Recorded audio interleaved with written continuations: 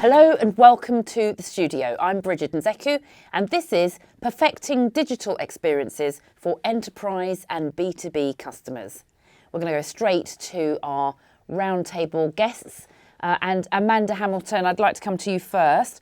Can you define, from your perspective, what is the digital experience for enterprise and B2B customers? What does that mean to you? So our business is one of the largest providers of community care within the UK. So B2B to us has a lot to do with integrating data and digital experiences between other healthcare providers and between local governments and between social care and third sector companies and or providers. So for us, it's a very unique space. There's no one cookie cutter approach, just doesn't quite work for us. It means that each local community may have its own requirement for what that digital experience needs to be, different data sets, different functions, different processes that need to sit behind that. So it is very bespoke and very niche for us in what we can deliver into that space. Equally, it's quite those sorts of technologies and processes are very nascent in the UK. So it's very much a growing area. So lots of innovation in there as well. You would no doubt say that if it's nascent in the UK, you're in the forerunners, certainly in your sector. There are what I would call hospital, so NHS large CCG or clinical commissioning group sort of functions that have been there and players that are in that space. But I think in social care, absolutely, there are a handful of players that are innovating in that space, and we certainly see ourselves as one of them. Carl Hoods, can we get your view actually from BEIS's perspective? What does it mean to you? So as a central government department, I guess we've got two angles. There's the enterprise services we run internally, which help support the rest of the organisation in the activity they do, and then the business-facing services which align to policy objectives. So, we have a range of digital experiences internally, which can be everything from the core services and systems that people use. And all of that, regardless whether it's enterprise or externally facing, is really founded on that user requirements, that user journey, that user experience, and the real need. So we spend a lot of time understanding and qualifying what that real requirement and need is before we then go and start to look at solutions. So it's not always a case of saying, we've got technology X and then we're going to use that for absolutely everything. We kind of try to forget about the technology to some degree and then come on to exactly what is the user requirement. Is that the same for you? I can see you nodding away there, Joanna. Tell us about your sector, your industry. What does it mean for you? Yes, I was nodding away about putting the customer at the heart of it and understanding the outcome of what that customer is trying to achieve. And I think certainly in our case, we have so many different shapes and types of customers. So we could have, a massive retailer that we're working with about taking their business global and online via e-commerce and thinking about the outcomes that customer is needing to achieve. And that could be online and it could be in store as well. They might want digital experiences for customers physically in store, but digital as well. So it can mean that for us. If you look at our hotel business, the experience area of our business, where we've got hotels and event space, and those largely being booked for enterprises using them for events, what do they need? What outcome are they looking to achieve to organise their event and use the technology as well within our event space? And then we've got other flavours of enterprise customers. So in our hosting business, if a enterprise customer is going to purchase our VMware as a service platform, yes, VMware, but what are you looking to do with it? What outcome are you looking to achieve with that? So I was nodding furiously when Carl was speaking about it's about the customer and the outcome they're looking to achieve, and then we design an appropriate solution for that.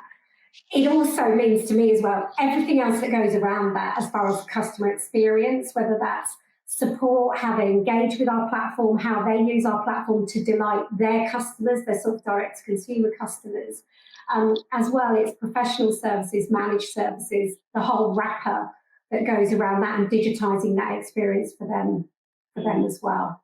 In previous organisations, there's been a nod to customer centricity, talking about customer needs, but it was often the organisation's view about what a customer wanted rather than what we've actively and purposely try and do is actually speak to those customers, speak to those end users. And I think sometimes it can feel organizations fall into that trap of thinking, oh, this is all about the user, but it's our view of the user, not the actual user's view. So over the years, we've definitely tried to kind of change that and make sure that we're really qualifying what we're building, what we're delivering against a real user requirement and a real user need.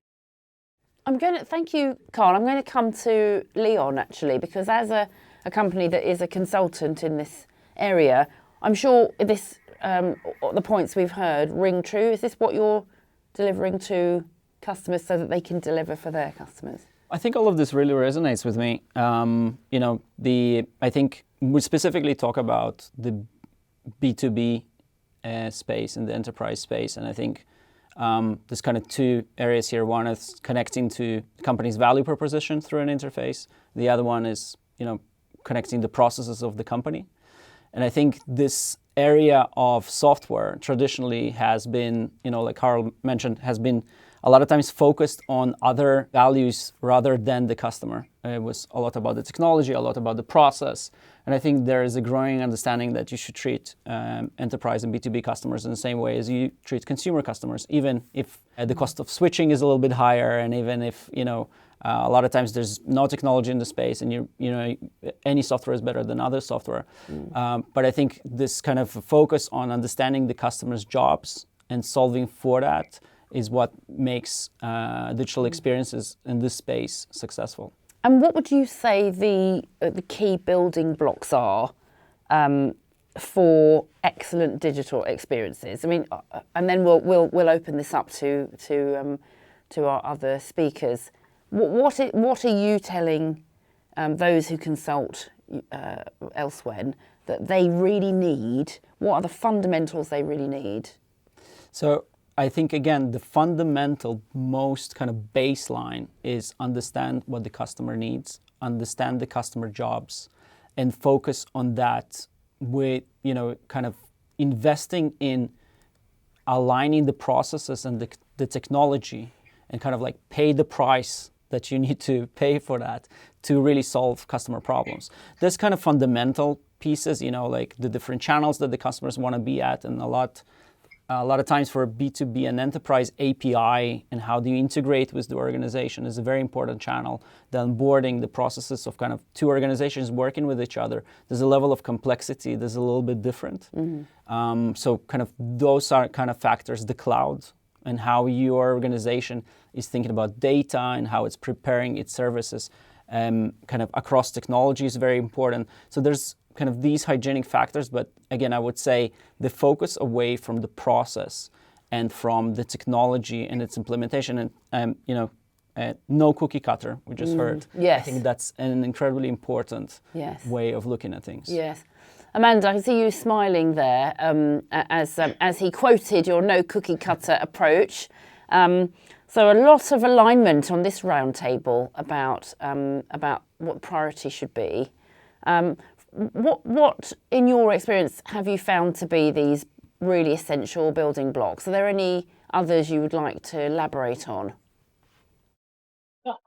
I think, really big lesson learned on the cookie cutter, because you can spend, and to Carl's point, you can spend a lot of time, navel gazing inside of the business and really, building out what you think is a fantastic platform, and then you roll it out, and actually you need 50 different versions of that platform to actually meet your customer's need. And best plans are laid until they hit the enemy, right? And that's where that would certainly change.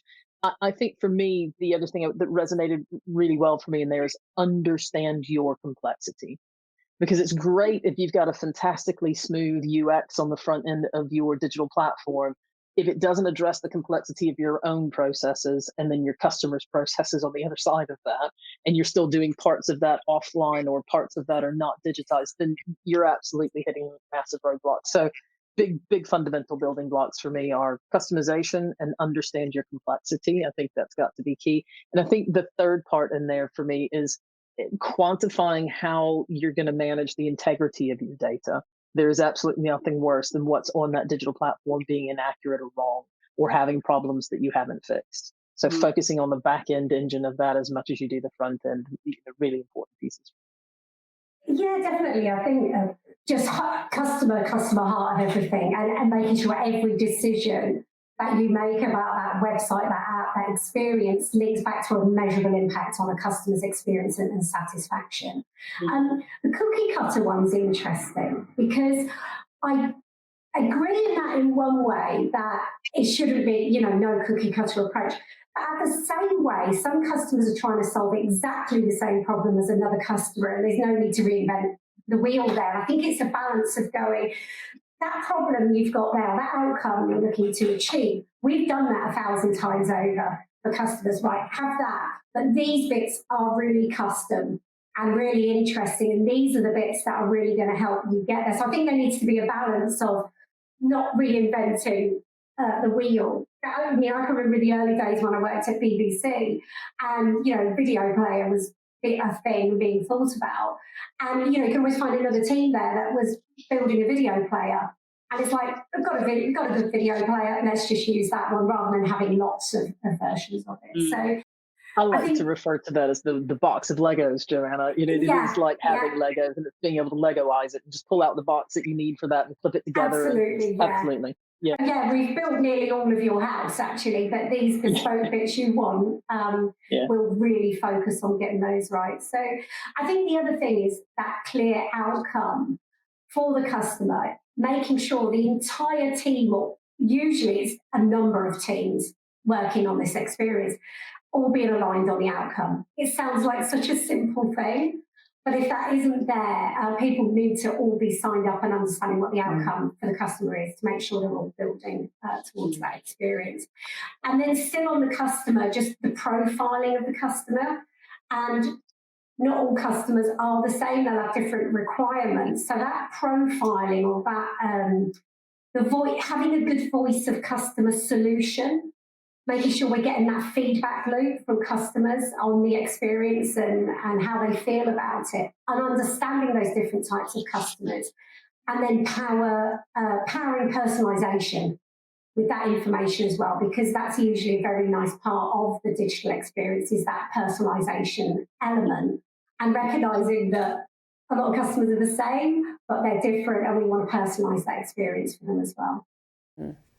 Leon, do you think clients that you work with think enough about these issues in the right way, or do you find you're trying to change their approach most of the time from doing the navel gazing approach, and then foisting a solution on their market or their customers that isn't really fit for purpose? Is that most of your work? Do you think it's poorly understood? I actually think it's very well understood in theory.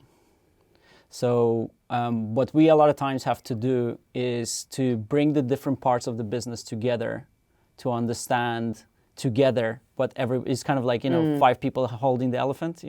One says it looks like a snake, the other one says this, it's a stump, and kind of trying to understand what they're trying to achieve together and get to that agreement. And kind of moving from theory to practice, because I think what organizations sometimes struggle with, and what they really need to realize, is that when you say that you focus on the customer, you actually have to do that. Yes. And sometimes that's a kind of opportunity price, or a pain that an organization, or a change kind of a cost that the organization has to go through to really think about the customer. And I love this kind of, it is about the entire stack. It's not just about the interface. It's about thinking through the entire landscape of the organization. And some of that is technology enabled, and some of that is process enabled, to change, to align towards that goal or that KPI that is at the customer's benefit. So I think that's I'm just, when you said earlier that you're often telling clients, and your advice is you've got to pay the price to do this. You need to set aside budget and time and woman power to really get to grips with this stuff. And that does mean, I think, as Amanda said, actually talk to the customer, actually find out what they I think need. Price it's time consuming, isn't it? Price can be paid not just in monetary terms. It's about really taking the organization on a journey of change It's really kind of, fixing things that are potentially uncomfortable. It's facing the truth that you have to change to be able to do what you say you want to do. And I think in today's kind of reality, how fast organizations are moving, if you don't do that, you're going to be left behind. I think, we always like to tell our customers that technology is not just an enabler.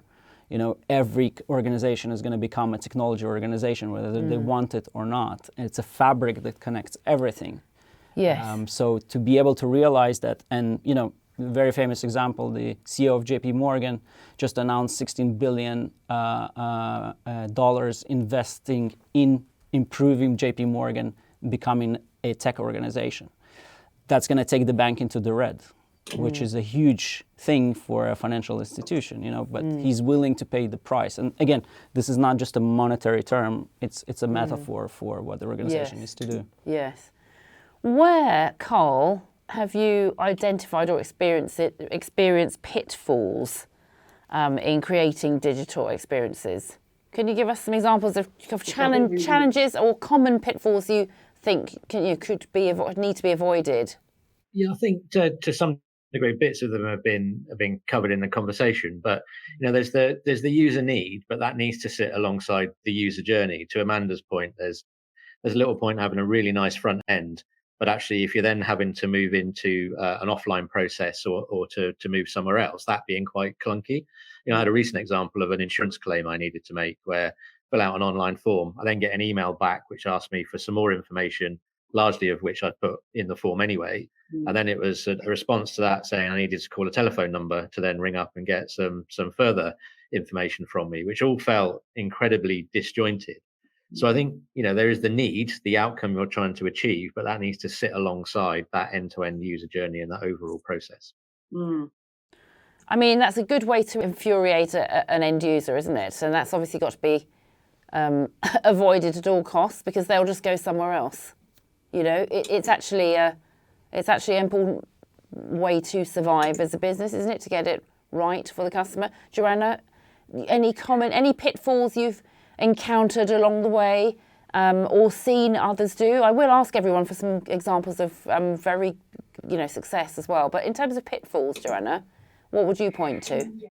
Definitely, I think you just hit the nail on the head. Actually, about the customer will just go somewhere else. I think that's the world we live in now, so that experience has to be good. I think the most common thing I see is getting that outcome clearly understood and properly probing a customer about that outcome as well. So you're saying to a customer, what is it you'd like to achieve, and then telling you something. Not at that point then going, cool, running off and building something and then coming back, but probing, asking the right questions. Where I've seen things go wrong before is going, okay, cool, go off and build it and bring it back and go, here you go, this is amazing. And then the customer says, brilliant, now what we'd like to do is this. And going, actually, we need to re-architect this whole thing because what you've just described, we can't actually achieve with what's been built here. So I think it's about understanding the entire outcome, using that architectural mindset to design a solution that will deliver that, and then getting all of the teams involved in that on board with that outcome, and then going ahead and building the right solution and experience. There's an absolute art to that, isn't there, Joanna? I mean, you can have a good conversation with a client and you think you've kind of gotten right down to it, and you don't quite have the sort of skills to dig a bit deeper, to ask the right questions. You paint yourself in a corner by accident. So absolutely. And I would imagine that's another area that you're very active in at Elsewhen, which is helping them to understand how to probe what's really required. Yeah, I think talking to customers is super important. Building an understanding of their needs. I think, again, within this context, there's two important other areas. One is understanding stakeholders or subject matter experts in organizations. And also, I think we just mentioned it, the employees and the processes that they need to go through. And the insurance example is excellent because I just experienced exactly the same thing with my insurer. So, being able to support employees and invest in that and create great tools for them to support customers, I think is very important. So again, looking at the entire problem end to end and bottom, kind of top to bottom, thinking about strategy, the design, the engineering piece, all in a holistic way, centered around customer needs, KPIs, what does the business gets back out of the activity as well. You know, it all has to fit together. Well, it sounds like insurance is a sector that Elsewhen could perhaps target. There's some problems there. If we hear what Carl we do work in insurance, actually. Yeah. Who would you? I'll ask you in a moment, Leon. But Carl, is there any example of a sector or a firm? Can we name check some organisations or sectors that are getting it right? Actually, they have done what's really required. They do really get their customer. They do really have that architecture mindset to really probe and then design something that absolutely fits what the customer needs. Who would you say is doing it well? So I think the advances in open banking, for example, have kind of done really well in terms of those banking applications and services. They're great, and I think that kind of moved from front office to back office. In the early days, it seemed to be, take mortgages for an example, very nice front end to apply for your mortgage, but back to earlier part of the conversation, handed off to an offline process, took weeks and months to get an answer back. Whereas now that's they've just moved further together, really. So that's definitely great. And then for me, being slightly addicted to purchasing sneakers, trainers, that sort of thing, Nike and Adidas do a fantastic job in terms of engagement and sell, upsell, cross-sell, all of that kind of stuff. But also creating a community around it, which I think is also, kind of incredibly important. And, to the old adage of go where people are, don't create somewhere new for them to go. I think they've done really well at kind of engaging with that. So there's a couple of examples for me there that I think of particularly well. Good examples for me are companies like Swatch and Ray-Ban, so on the retail front, where they are leading on that customization, where you can actually go in and build your own set of eyeglasses, sunglasses. You can build your own watch that is completely unique to you, which I think is very much responsive to market and consumers, sort of wanting a slightly more bespoke feel to the products they buy. And they've really filled that niche. And they're just two examples. There's loads of companies do it. Converse does it. There's lots of sneaker companies out there, Carl, that if you don't have some customized sneakers, I'll certainly give you a link to where I get mine. But yeah, I think there's some really great examples in the retail space where they're absolutely maximizing front-end product and front-end user engagement and product development off the back of that. So I'll go across that. Ray-Ban, amazing. Absolutely love that ability, to personalize things. That's a huge area at the moment. And Monzo, for me, I just think they've got it absolutely spot on with the experience, and they constantly continue to evolve and make things so easy, visible, lots of control. And I definitely make decisions in my personal life based on how much control and simplification I can bring into my life, and I move away from businesses that don't give me that ability. Insurance is a terrible one. Utilities, a lot of utilities managing your gas and your water, and with the increasing cost of living, people want access to that information. They want to do modelling and all of that really easily. So yeah, they're the ones I can. Uber. Uber's a good example of ease of control and simplification. Delivery, a lot of the sort of the food apps now are really good, not just for the direct consumer, but that B2B, those that actually want to use the platform to run their business as well. Leon, we've heard some great examples of success there. Isn't part of the challenge that the consumer can be tricky? The customer can be tricky. They can change, or the zeitgeist suddenly shifts, and an organisation has to catch up with that. Unless they employ some really good future gazers, like the people at HotTopics, actually, who are looking at what's coming down the track. How much of a challenge is that for your clients? Well, it's an interesting question, because I'm, again, going to take it from kind of the enterprise and B2B angle. And what you said about the consumer is so true. The switch cost for a consumer is very low. So historically, consumer companies had to just by the nature of the flickness of the customer to respond to that and be very focused on the customer. With B2B and enterprise, the switch cost is a little bit higher and the entry of technology is a little bit lower. So there is a little bit less of an incentive, but that really changes because of how, our expectation of software is changing because of what we see in the consumer space. We want that in our B2B and enterprise space.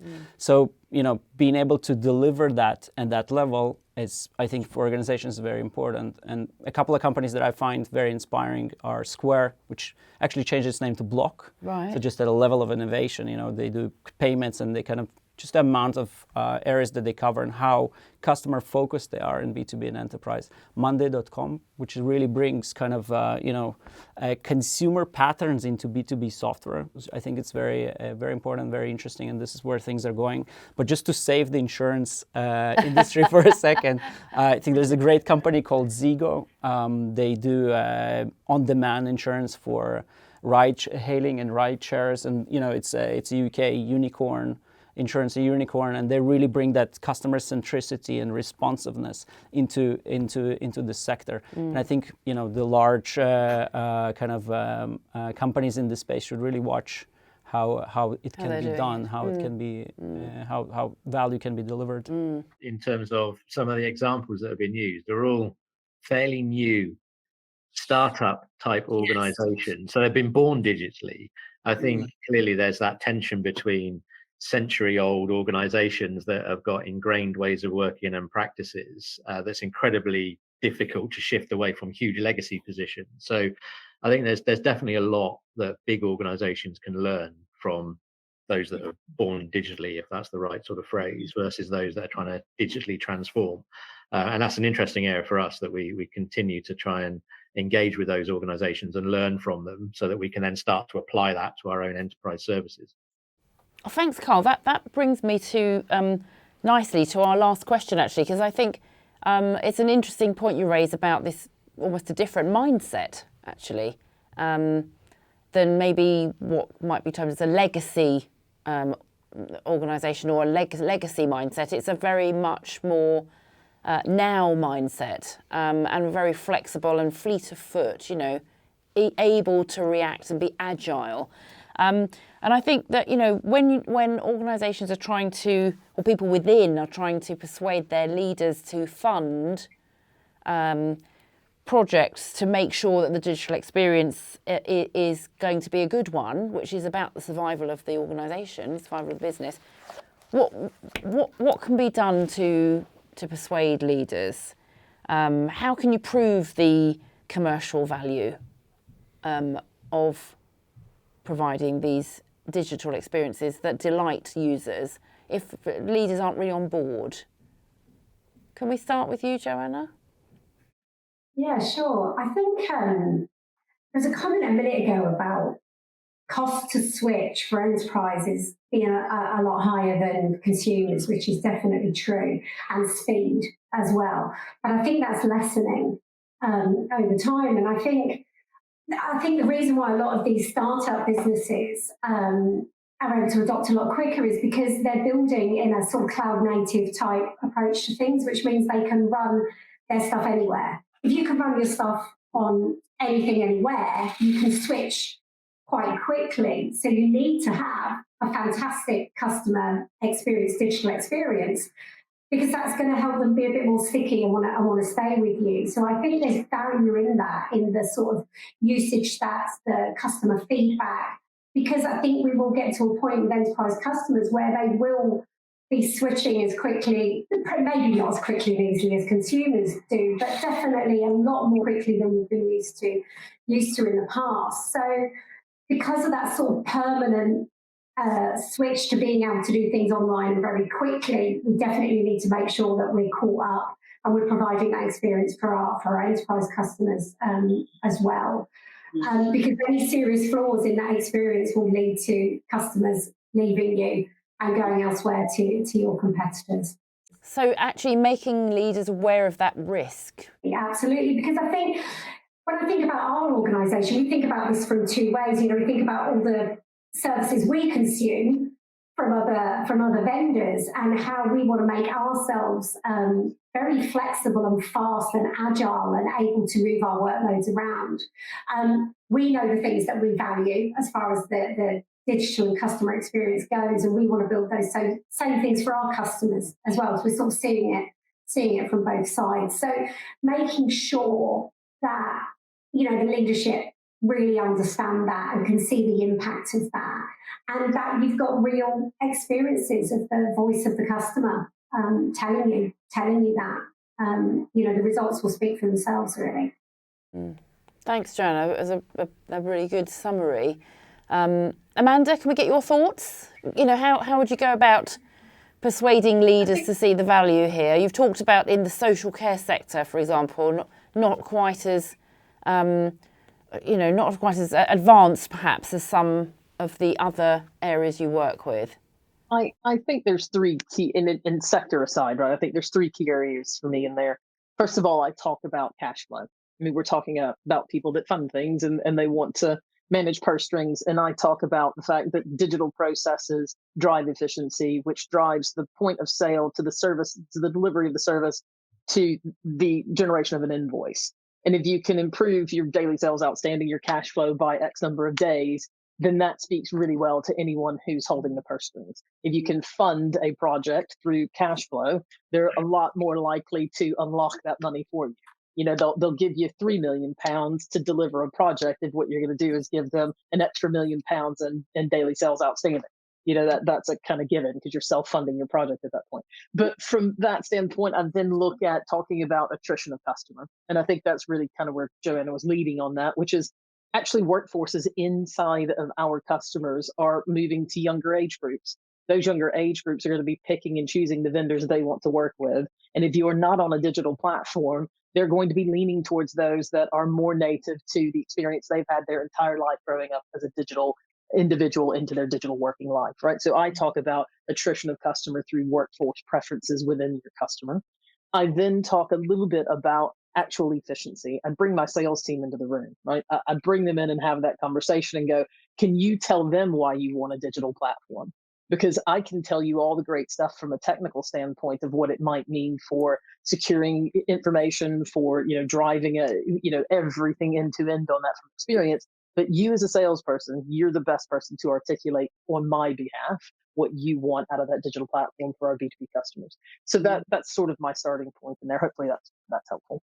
See, I think I'd kind of summarize all those points. For me is like there's two areas. There's measurement, measuring the proof of value. How do you prove value through that? And that'll be a range of data that's available to you to determine whether or not what you've deployed is working. Is it effective? Does it meet the need? Is it producing efficiencies? Is it bringing in revenue? Whatever that may be.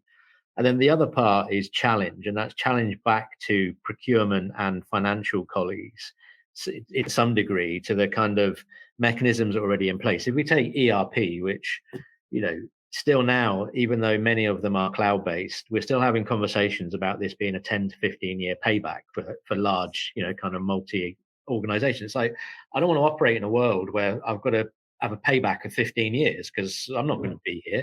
How do we then start to move away from that and say, well, actually, we need to move to a different model where we get payback earlier and it's not over that lengthy period of time.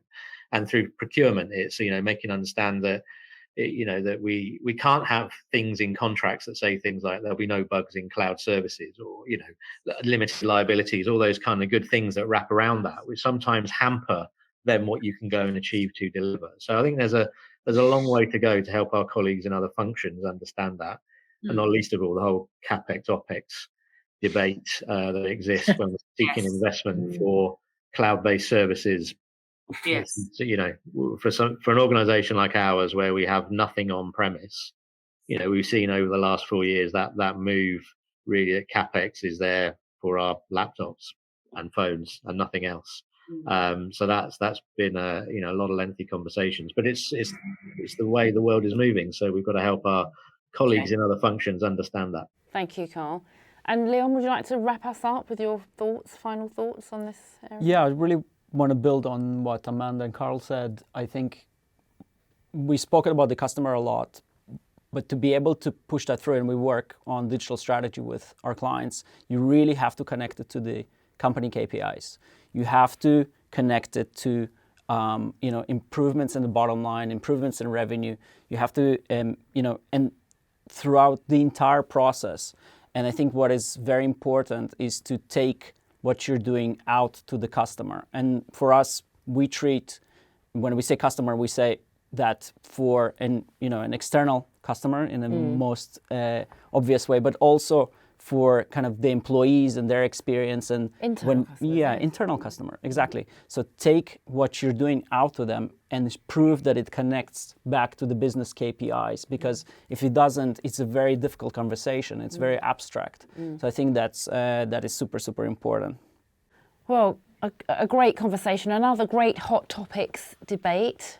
Thank you for joining us at the studio.